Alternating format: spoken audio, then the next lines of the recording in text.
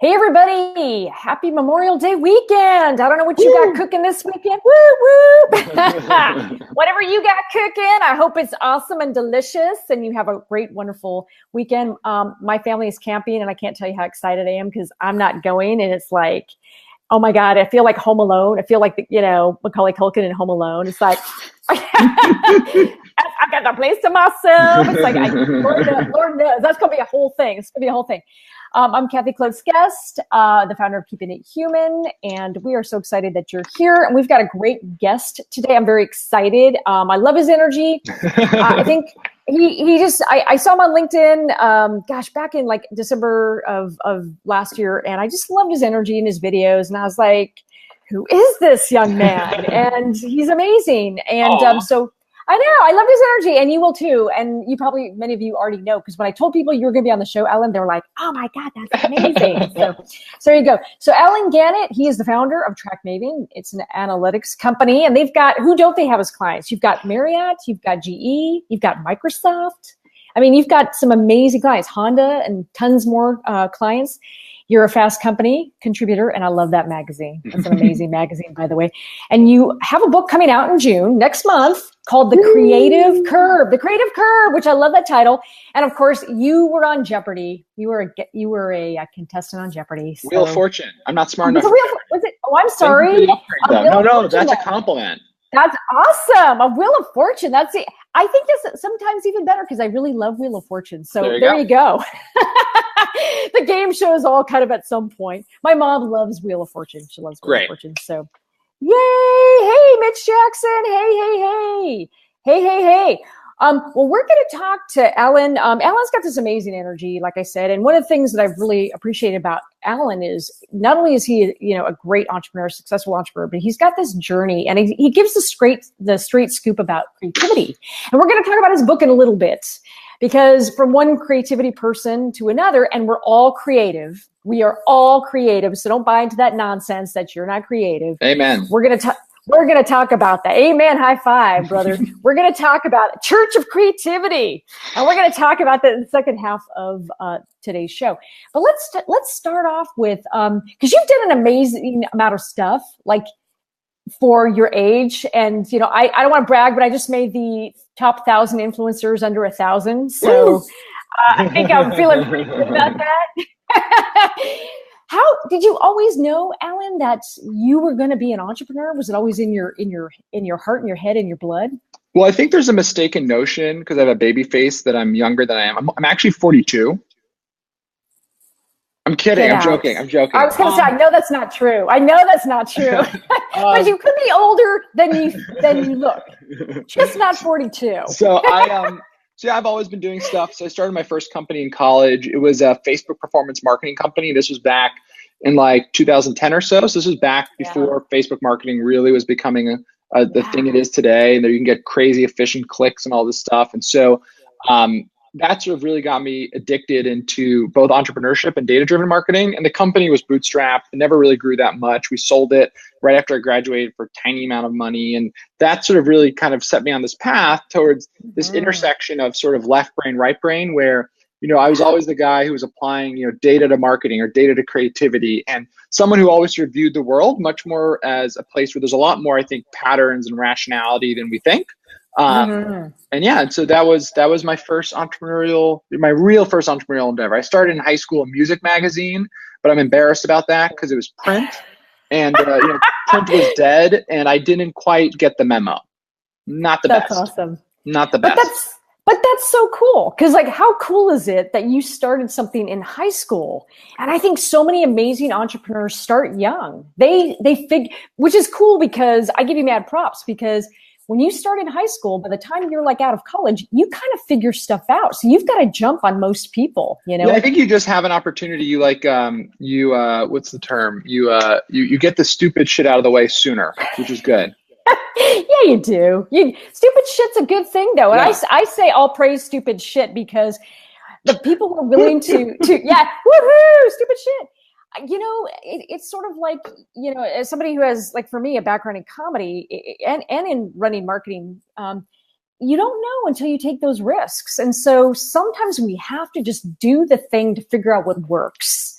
And I'm really a big believer in just stop talking about it and just do it. And yes, you should research and look for patterns. And I'm totally with you on that. But I think, you can get that analysis paralysis, and sometimes you just got to do it. Yeah. 100%. 100%. So I'm curious. And I love that you said 42, because you did that with such a straight face. I was like, that's it, man. That's comedy. That's commitment in comedy. Can you tell us a little bit about sort of when you knew you were on the right track, and how did you know? I think entrepreneurs, we can feel isolated and it's hard. And you always hear about the overnight success. And I always laugh because people will say to me, I'm hearing about you everywhere. And I'm like, yes. And from improv, it took me, I don't know how many years to get to that. Totally. They don't see the blood, sweat, and tears. So how did you know you were on that right path? Well, I think, I'd say we're still not necessarily, 100% where we want to be. I think it's a constant journey of self-improvement and sort of company improvement. And so, I think right path is a sort of, it's probably giving it too much credit. But I think generally early on, the business has been around for 6 years. It's about 60 employees. And what we found early on was there was a lot of, we just had a lot of revenue traction. Like people were buying it, they liked it. And so I think at the end of the day, when you're running a business, like money talks. And if people are buying your product, even if it's not perfect yet, it means that there's something there, right? It's hard to get people to part with their money. And so if you're getting people to sign up for your subscription, to buy your product, to, visit your store, your restaurant, or whatever it is, like there's something there. And if you get that first amount of traction, like you need to realize that's rare. Like most businesses, most products never get off the ground at all. And so you need to lean in and really focus on, okay, like if there's this initial spark, well, there must be a fire somewhere. How do I get that? Yeah, I love that. Did you have a time where you kind of hit an oh shit wall and? Like an hour ago, like constantly. I mean, I think one of the things that in entrepreneurship is, obviously we have sort of in the entrepreneurship media little ecosystem, there's a lot of stories of success. And I think we also often talk about failure as a sort of point in time thing. But I think the real story of entrepreneurship is like my weeks go like this, right? And so my job is to keep sort of steady Eddie throughout it. Most things that we think of as really good are actually not as good as we think they are. Most things we think are going to be really bad are not as bad as we think they are. And so, learning how to sort of cope with failure in the daily, weekly, monthly paths allows you to avoid sort of some of the big catastrophic failures. Yeah, I love that because it's so true. I think, we often do sort of romanticize in some ways failures. It's sort of in the sense of, well, there was that time, smoking check and a cigar. Well, once upon a time, sit down and let me tell you the story of failure. And it's not this one point in time. And I love that you said that because you're always iterating. You're always trying things. And so you're always kind of tweaking. And I think the thing that people have to take that big, deep breath on is if you're going to be an entrepreneur, you have to recognize that some things are going to always be in motion and always iterating and always refining. And you're going to have the small failures. You're not always going to have the big failures. You hope to mitigate those, to your point. But you're going to have the moments of like, well, that could have gone better, 100%. And that's like a daily thing, I think for some of us. But did you have a big failure that you want to share? And, that's something that where the failure was stark, but at the same time, it was this invaluable lesson. Like you went, oh yeah, I got to learn from that. I've had many, there's not really I think that there's this sort of myth of people have these moments where it's I woke up in a pool of blood and all my employees had quit and everything's over. And I think that's usually a dramatized version of what actually happens. I've had situations where, the most important employee in the entire company has quit without warning. Right. And you just feel like everything's gone, nothing's going to work. There's no way to make it work. And the reality is what you find in a lot of these situations is that there are solutions to these problems. And oftentimes the sort of the most negative things you confront are some of the places where you learn, because you learn where is your business resilient? Where is it weak? Where does it need new and exciting and different resources? And how do you do that? And so, I tend not to, I tend to be someone who, I grew up a only child of divorced parents. And so I've always been very sort of focused on fixing problems as they come up. And so I tend not to let problems fester. So there hasn't been a problem yet that has been insurmountable. I just think it seems insurmountable till you get into it. Well said. No, and that's so true. And, I think we've all been trained in this internet world that we're living in, where it's like the rags to riches story, to your point. And then after and I don't want to demean people who have these honest stories, because some people have incredible stories, and I totally, mad respect to them, but not everybody has that. And then on the summit down from Mount Everest, I had an epiphany. And some of us don't have that. And and I also think just generally those are romanticized. I mean, when you think about the sort of the creation myth of a lot of things. So eBay, there's this whole story that it was about Pez dispenser collecting, and that's not true. That's actually completely made up. And so I think, you learn as an entrepreneur that people like those stories.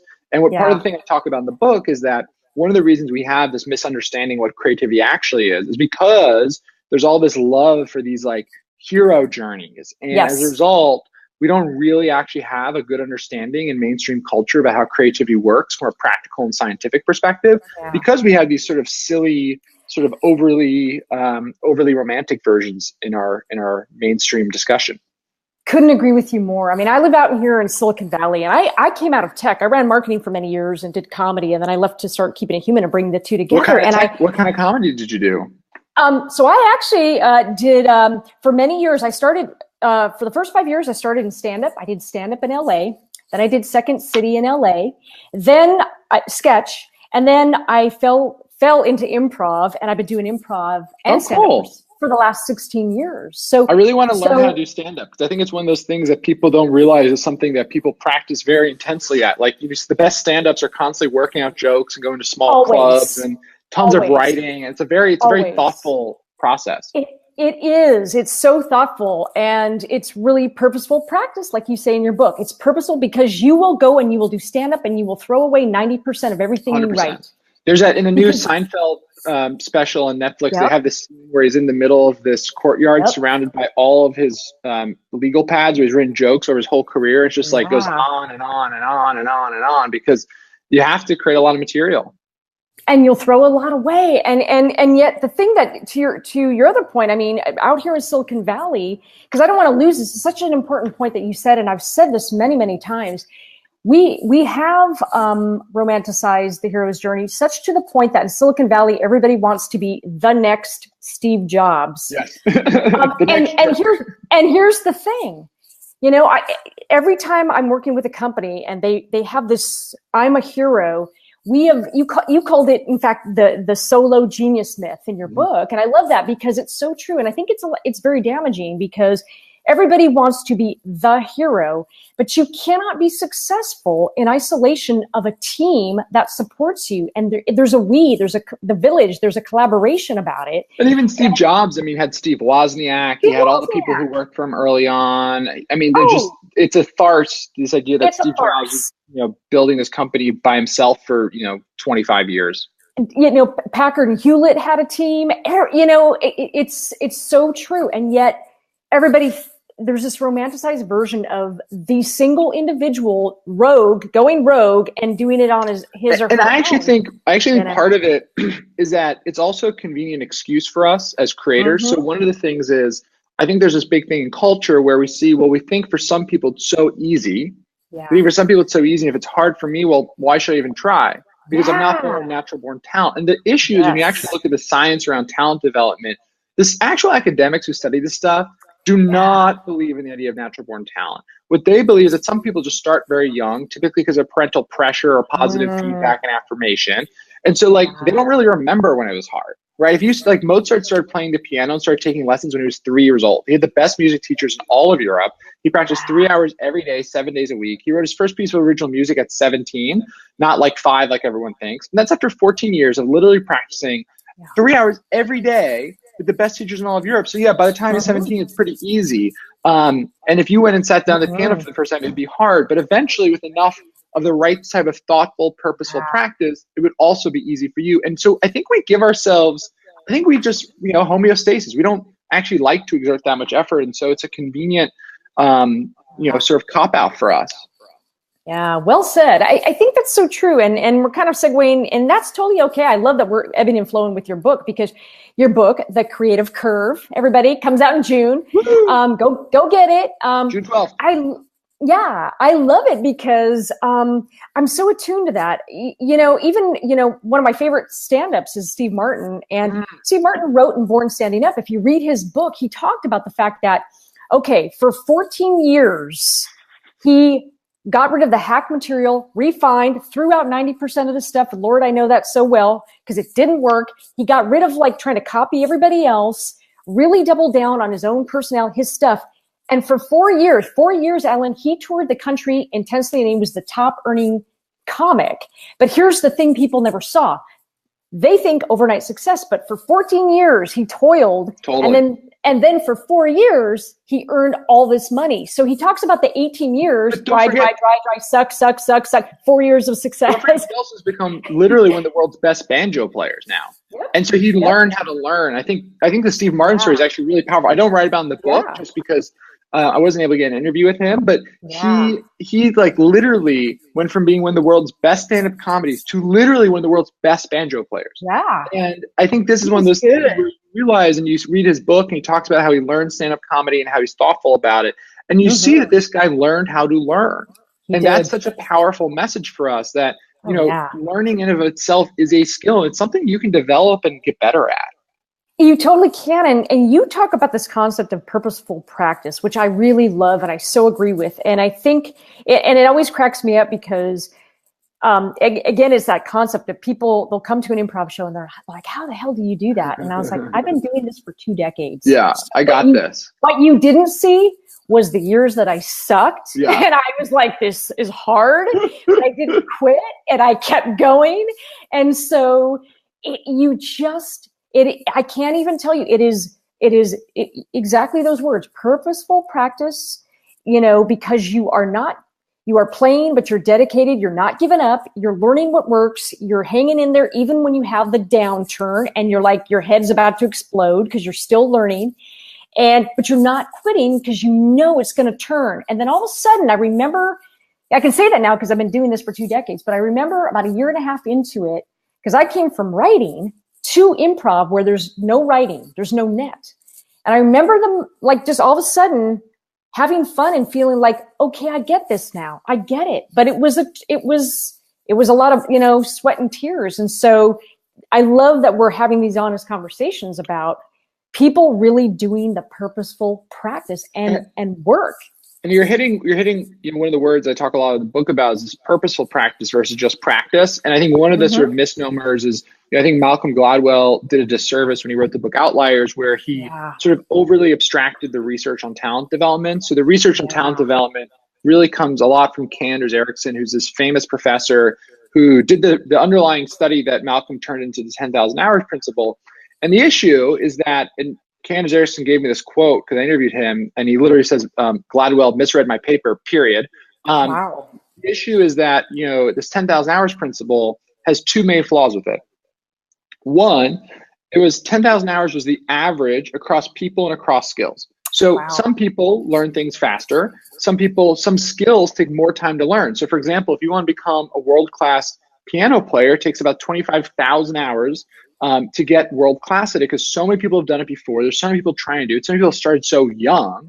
But then there's other skills, like right now there's this whole trend around like digit memorization, and like people do these competitions to see how many digits you can memorize. And right now it takes about 400 hours to become the world's best because it's been around for less time. So that's the first thing. It's just the 10,000 hours is there's no magic cell in your body that says 10,000 hours, you're a genius, right? The other thing that Gladwell really messed up is that he keeps saying 10,000 hours of practice, but the study is all about purposeful practice. And those are actually 2 completely different concepts. So what practice is just doing the same thing over and over again so it gets built into your sort of rote muscle memory. So this is like, you've all driven a car for 10,000 hours, but you're not a NASCAR driver, right? So it just doesn't make sense. You just, over time, it becomes less conscious. You just sort of lose track of time as you're driving and you've done it so many times. That's what practice leads to.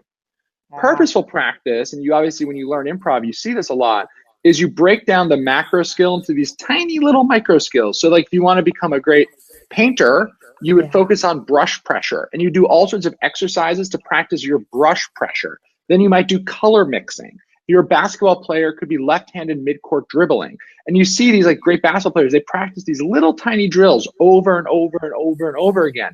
Because to keep getting better at stuff, you keep having to make it conscious. And if you just do the same thing over and over, and you're not making it small enough to make it conscious, you just end up doing the same thing. And so that's a huge problem, because these are completely different things. Like the way to get to Carnegie Hall is not practice, practice, practice. It's purposeful practice, purposeful practice, purposeful practice. Yeah.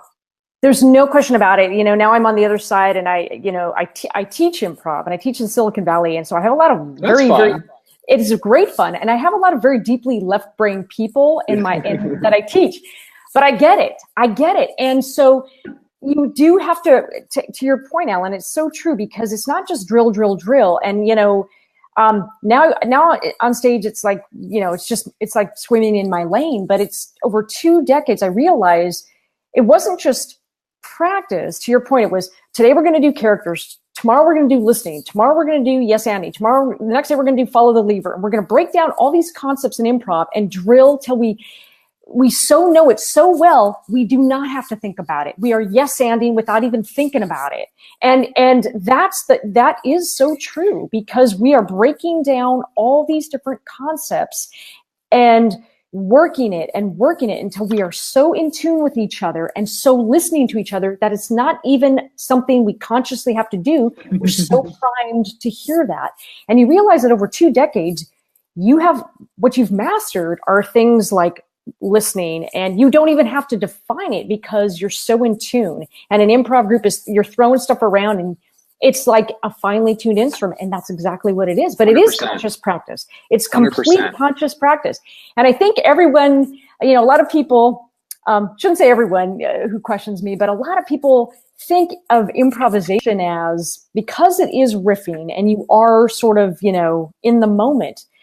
What they don't see is all the years of intense dedication to your craft, where you are learning different techniques, stage techniques, and voice and listening and delivery and presence and characters and plot and narrative arcs. So if we're doing a long form, short form, there's so much discipline that I think their heads would explode. I think if people realized that to get to this level of mastery, you have mastered all these different elements of your craft. It's like anything else. So purposeful, I totally am in line with you. When I read that in your book, I was like, oh yes, I get it. 100%. And improv is, I love the comedy example, because comedy is one of the things that you literally, as part of it, you try and come off as very organic, especially stand-up. But stand-up is some of the most well-rehearsed and well-written. Like by the time someone's doing a special, they practice those jokes hundreds and hundreds and hundreds of times, right? They know every little facial tick. They know every pause. And even though it seems organic, they know it. And I even see that. I just do a lot of public speaking, and I reuse a lot of the same jokes. And every time I have to make it seem organic, but I've done it like 30 times, you know? That's exactly it. So there's a set list in comedy. And I love that you gave an example of talking to a comedian. You talked about with a gentleman who's a social comedian. And I love that example because it's so true. You've got to make it sound organic. And that's the trick every time. Or maybe change one thing if you're in a different location and reference the location. But you've practiced it so many times that you know how to deliver it. You know where you have to hit the punchline hard, and you know. So it is a craft, and it is a writing, and you're constantly iterating your joke and going, how can it be better? And that's I think the big disconnect with sort of people's understanding around creativity is they see all these creative things and they just see the end product, and they don't see the process. And so they just sort of, people assume sort of the simplest solution to things. Like, well, this person must just be able to get up there and do that joke. And like, that's not true. I think really honestly, if people would see the 90% that comedians throw away, to get to the 10% that works, and even to get a joke that really works because it's so deceptively simple that they think, oh, wow, it's just so simple. But to get to that simplicity, there was a lot of complexity you had to throw away to squeeze down to a really simple, elegant punchline. So you're absolutely right. And I love that example. Purposeful practice, everybody, as Alan says. It totally works. Love it. You also talk about, which I thought was really interesting, because again, this solo genius myth that you know, it's sort of an individual thing, and you know, some of us are born with it and some of us are not born with it. And I completely love that you talk about that right up front in the book, because everybody is creative. And, you know, there really is, and there's some fascinating studies around this. They've done studies around IQ and creativity. And like, there's a couple that I think really stick out. One is they did a study that they looked at the relationship between IQ, which is actually normalized on a bell curve, and creative potential. And what they found is that there's a correlation, but only up into a very, very mediocre IQ. Once you get over like literally a 50 percentile IQ, we all have the same creative potential. So that's like billions of people, not like a dozen, right? And so we have that. The other really interesting study that tackled this question was Lewis Terman, who's the guy who Americanized the IQ test. He, who Americanized the IQ test, he did this thing where he said, okay, you know, at the time, this is the early 1900s, smart people were actually viewed kind of negatively. They were viewed as kind of like maladjusted because they were so good at one thing. And so there's this sort of like, we put on a pedestal the everyman who sort of was, you know, okay at everything. It was a weird time. And so he wanted to get over this notion that smart people were weird. And so he said, okay, let me test thousands of school-age children with an IQ test. And I'm going to take the ones that have genius level IQs. I'm going to start sending them surveys every 5 years to see like, how does their life progress? Are they normal? Do they get divorced a lot? Do they get depressed a lot, right? What does their lives look like? And this became the longest running study. It was continued well after his death. They actually still send surveys to these kids, the ones that are still alive. They call these kids termites, which I think is terrible. Lewis Terman, termites. And what they found that was so interesting was that these kids, you know, they were normal when it comes to the amounts of depression, the amounts of suicide, the amounts of divorce, alcoholism, all this stuff. Like, he did a good job of proving that being intelligent doesn't make you kind of schizophrenic. But it also actually showed that they were pretty normal when it came to success. Out of these thousands of kids, there weren't any Nobel Prize winners, any real household names. In fact, the only two kids he tested that ended up winning a Nobel Prize were two kids who didn't make the cut. And so we have this misattribution error where we think that IQ and creative genius are intertwined, but really IQ is actually testing a very narrow set of things that's completely different than creativity. I completely agree. And it's also your willingness to take the risks.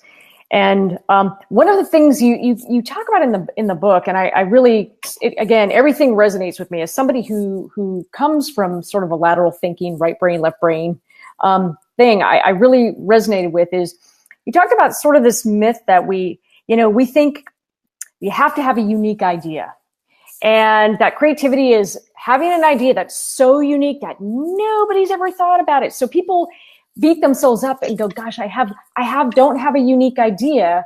When I think really creativity to me is, look, there's very few things that are completely unique that no one has ever thought about before. Your creativity is in how you combine, adapt, take mix them, remix. That in and of itself is a huge act of creativity. So I hate to quote Kanye West, but the other day he tweeted in one of his tweet storms about how great artists steal and update. I thought that was really prudent because what scientists have found, I talk about this a lot in the book, is that as people, we actually don't like ideas that are radically new. We actually like ideas that are a blend of the familiar and the novel. There's a lot of reasons why in biology this is true. But we like these ideas that are the blend of the familiar and the novel. And so you think about, the first Star Wars movie is a Western in space. Right now, there's this big trend on the coast around sushi burritos, right? It's a sushi, but it's a burrito. It's familiar, but it's novel. And so we actually tend to like ideas that are these interesting little twists. And so this is a big sort of error that aspiring creatives make. That in the book, I interviewed about 25 living creative geniuses. These are billionaires like David Rubenstein, startup people like Alexis Ohanian from Reddit, Kevin Ryan from Business Insider, and he also did Business Insider, MongoDB, DoubleClick, Guild, like pretty good. And I interviewed Pasek and Paul, the songwriting duo who did La La Land, Dear Evan Hansen, and The Greatest Showman. And what I thought was so interesting was that the people who are really good at creativity, they get this remix part of it. They actually realize that all creativity is all about remixing, taking the old, mixing the new, playing with it. I think aspiring creatives, this is one of the big mistakes they make. They're like, well, I have to do something radical and innovative. And like, no one actually likes those things. Creating that is just gratuitous. So I think, these great creators really understand that so much of creativity is about that social contract with the audience. and creating something that'll resonate. And so I think they're actually much more audience focused than sort of beginning creatives. I think you're so right, because it is threatening. It's sort of like with disruptive technology. People aren't looking to have the world upended. They're not looking to be radical. It's threatening and scary. And the other thing is, when you anchor it in the familiar, it's context. And I think that's so true. And I'm everything you say, it totally resonates with me, because look, what I do is not, yes, and I didn't create. This goes back to Viola Spolin, right? And decades ago, the beginning, the germination of what improv could be, and how and at the time it was radical theater. Nobody had done that before. Now, today we look at improv and its many instantiations, and, yes and isn't new. Every school teaches yes and, because it's the cornerstone of how we practice our craft and the central tenet of my improv faith. So it's not new. What's interesting is every school has its spin on what it emphasizes. 100%. UCB, Upright Citizens Brigade, emphasizes the game in improv. Second City, when I studied, emphasizes characters and relationships. Wherever you go, they've got their unique thing, and that's okay. But it all stems from a common body of knowledge and work. And I think that's exactly, what creativity, to your point, is making your unique spin just by adapting, modifying, taking something existing that's known. And that's creativity. And that's one of the reasons why in the book I sort of outlined these 4 things you can do to enhance your creativity. And one of the ones that I think people are really surprised by is, let me back up. There's this meme, this sort of creativity meme of, 90% of people consume, 9% of people engage, 1% of people create, #hustle. And it's like, so stupid. It's not just stupid because it's cheesy, but it's also wrong. Because actually, since creating things that are somewhat familiar is so important, one of the things I found in my interviews was that these great creatives, they're huge consumers. They consume tons and tons of culture in their narrow lane, because they have to be experts about what's already out there so that they can create things that are familiar. If you're just creating things in a vacuum and you don't know what's familiar, well, you risk creating things that are either overly familiar or overly new. And so they're actually some of the biggest consumers of culture, not just creators. Yeah, that's a really great point. And I, as you were describing that, I was thinking about, and I don't watch American Idol anymore. It's jumped the shark for me. But I got to tell you, Caleb Hutchinson, the runner-up from this season, did a country version. He's a country artist. He did a country version of Prince's "When Doves Cry." That was, to me, the height of creative adaptation and innovation, because he took the familiar, what we all know, and made this huge risk to take a Prince song and adapt it for country. And it was novel and fresh and new, and that was the aha, right? You look at how much music these days involves sampling, right? I mean, it's just part of it. And even within a song, a lot of the techniques around modern songwriting, that how they make things catchy, like here's one big secret. So don't tell anyone, is one of the big tricks that these Swedish hit writers do is that they take a lot of elements of the chorus and they put it usually in the intro or the first verse in more subtle ways, so that by the time you get to the chorus, it's already somewhat familiar and it's already sort of in your brain a little bit. So you see this, there's a lot of techniques and a lot of sort of playing around with this, like the gray area familiarity. I mean, Taylor Swift's single from a few months ago did really well, Ready for It, literally had the backbeat of I'm Too Sexy for My Shirt. It was literally, in the credits, it was a sample of that. Like, that was the same beat. And so when you hear it, you're like, I've heard this before. You know what I mean? There's like a certain, there's a certain immediate comfort that comes from it. Oh yeah. And mashups are such a perfect example. Oh yeah. Where we just, we've got a familiar hook that we all know. And it's just a twist on it. Another great example, because they lower the bar for creativity, because memes have a pre-built-in structure. And so if you want to create a new meme, you just change the text and you already know like kind of the jokes. In the book, I talk about Grumpy Cat as an example. And memes kind of seem silly, but actually sociologists find them really fascinating, because so many people actually create them and people get enjoyment out of them. And the reason why is it's really simple. Like, there's a familiar box, and there's a novel, there's areas to add your novelty, the 2 lines of text. So you make your little tweak, you're done. You've created something that's both familiar and novel. Yeah, it's community storytelling, and with a familiar sort of thing that everybody recognizes. I love that. So what we're just for folks that are tuning in, and thanks for joining us, and people that will watch later, Alan is saying, and that's okay because it's Memorial Day weekend. Believe me, I got it. What Alan is saying, just to reiterate here, I love it, is, if you really want to be creative too, take the familiar and put a spin on it, make it yours. And that is such a powerful way, I think, to anchor something in the familiar, but also to still have creativity. So you don't have to buy into this myth of, I got to invent something that nobody has ever come. That's a lot of pressure. You won't find anything. You won't find anything. The issue is, and people, when I talk about this stuff, people sometimes ask, well, but aren't there ideas that are completely original? And I'm like, no. I mean, everything has the context of your experience. There's no one who's lived a life in a vacuum, not experiencing any culture. And so we're influenced. And so, when you dig into the science around creativity, you quickly realize there's a whole social construct and phenomenon around creativity because, and here's the big sort of inception moment, is that how do you define something as creative? Well, it turns out what academics have realized that for something to be creative, people have to agree it's creative. There's this whole social construct element, this whole social phenomenon. And so as a result, you have to understand how your audience is going to perceive something, because otherwise you might be throwing paint on a canvas, but it's not necessarily creative, right? If I painted the Mona Lisa today, well, it may be technically really skilled, but certainly wouldn't be creative. It's just a replica. But then why is the original Mona Lisa creative, right? And there's all this interesting stuff in there that's actually, once you start unpacking it, is really interesting.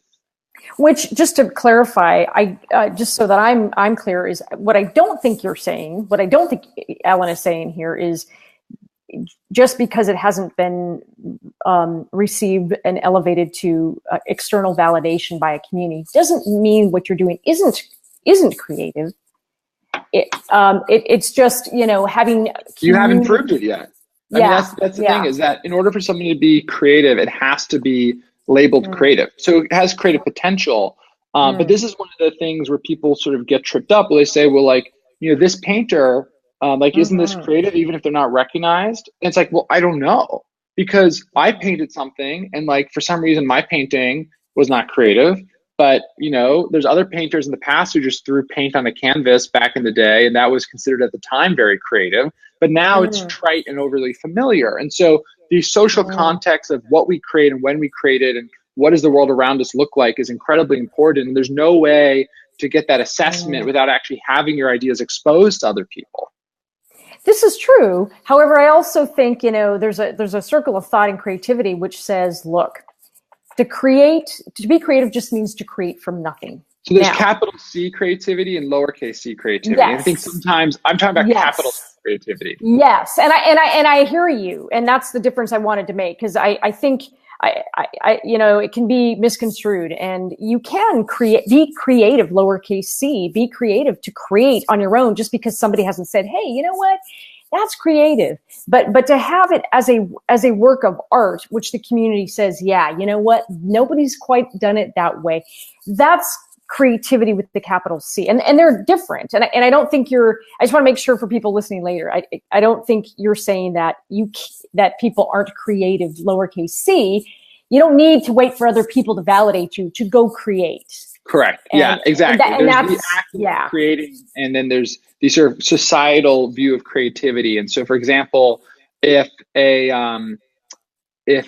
someone's a novelist and they never ever publish their books and no one ever reads them, it's impossible to determine whether or not they're a creative genius, because if J.K. Rowling wrote the book Harry Potter in 1650, she would not be a creative genius. She'd be a witch and she'd be put in prison, right? And so that's true. These sort of the worlds that we live in, there's a whole contextual element. But yeah, so it's actually really interesting. And obviously, I know you're into this stuff too. So sorry for geeking out, listeners. Yeah, in sociology, there's this whole distinction between capital C creativity and lowercase c creativity, and that's actually really interesting to unspool, because I think most people sort of blur them together. Yeah. And really, if you want to be commercially successful, you have to understand capital C creativity. You have to understand the social aspects of creativity, because otherwise.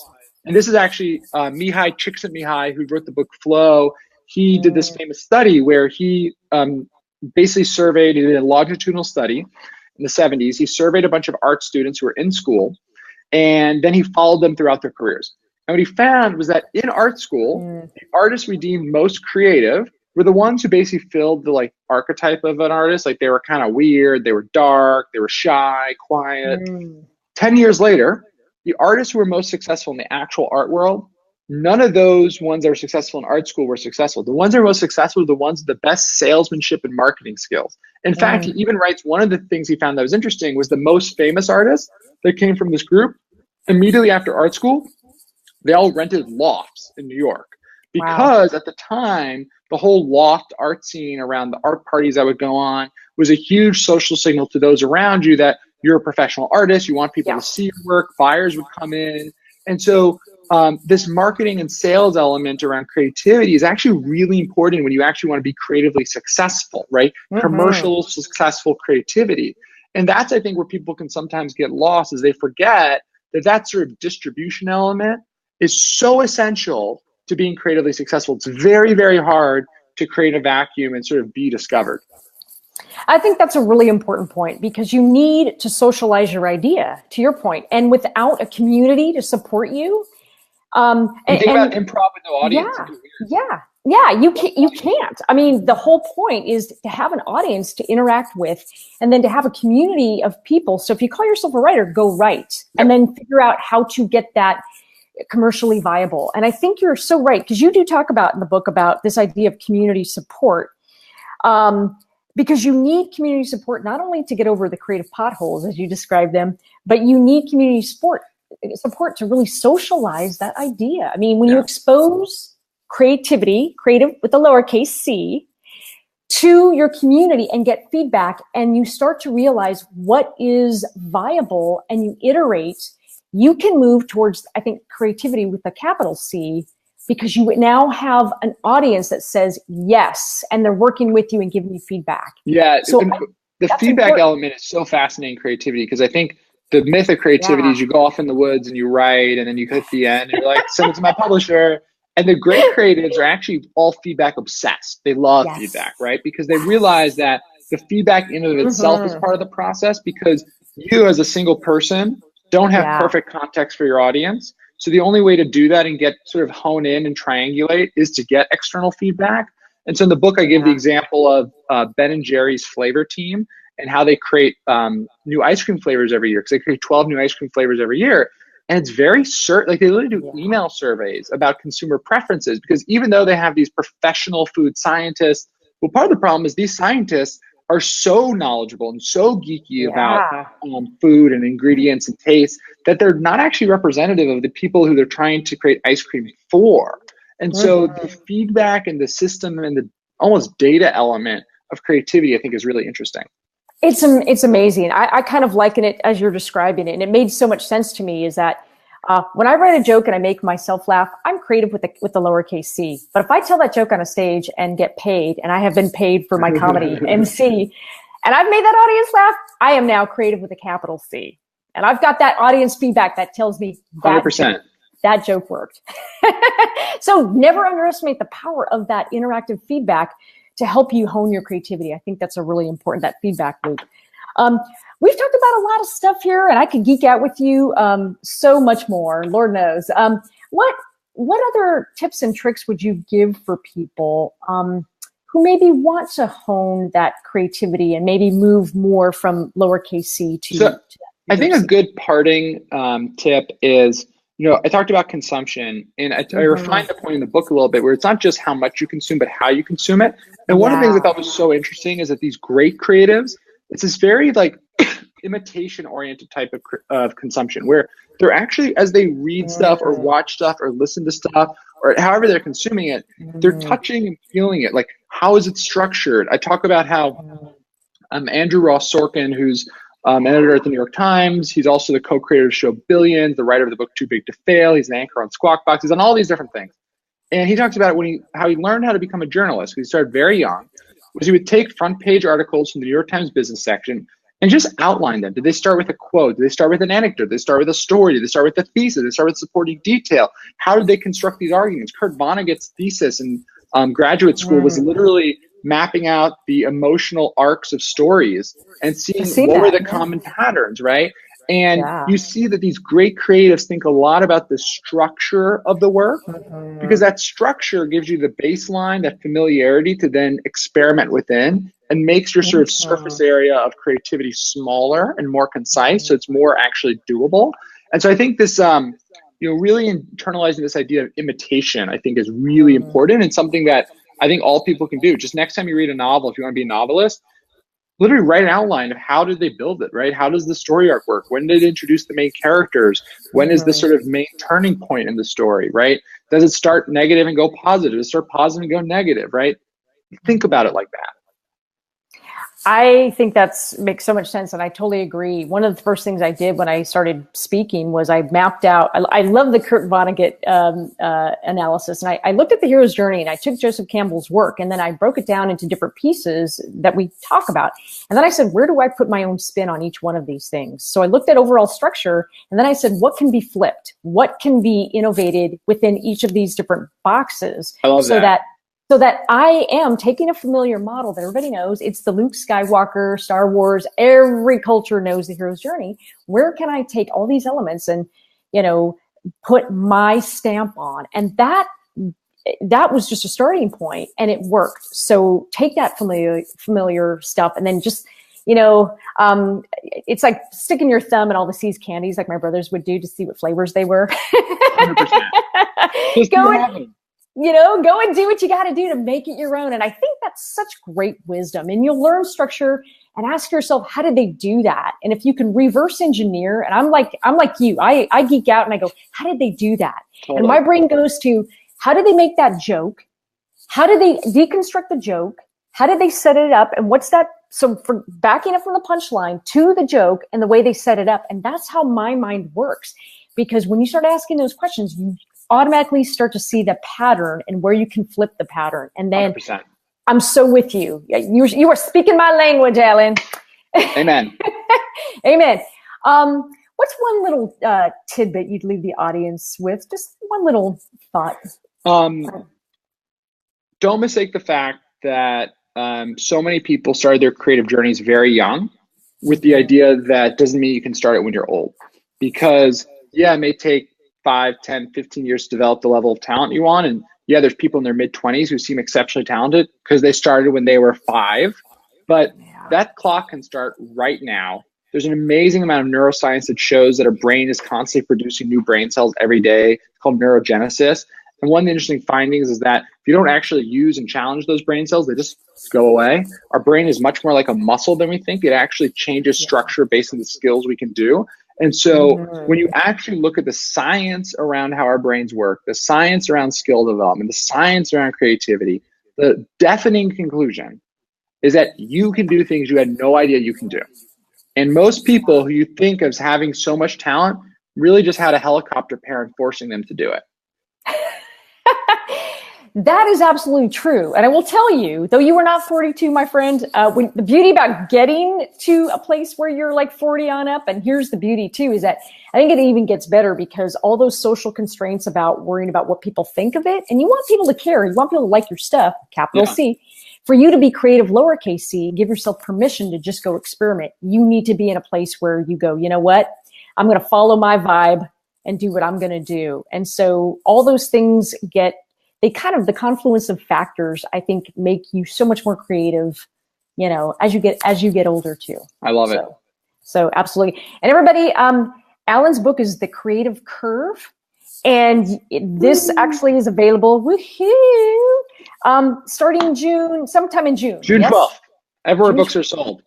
Everywhere books are sold. And how can you not love a book that starts off with a story about Paul McCartney and yesterday and scrambled eggs? So beautiful. You had me with that. Alan, where else can people find you? We're on the internet. Alan, ALLEN.xyz.com, blog, newsletter, social links, and the book's website is thecreativecurve.com. And check out the book trailer. My very cute, adorable 4-year-old corgi makes a little cameo. It's fantastic. And I will say I have Twitter handle envy because Alan somehow managed to get Alan. I'm like, that score. If I told you how, I'd have to kill you. Okay, I was gonna ask you about that, but I don't want to die before exactly. Memorial Day. All right, everybody, you can find me at keepingithuman.com and on Twitter at Kathy Klotz-Guest. And my book is Stop Boring Me, and it's all about how to use improv for creativity, for products, for ideas, for content, for marketing, and how to think differently, how to flip the familiar and flip expectations so you see something new. Love Alan, it. what a pleasure. Bye. Bye.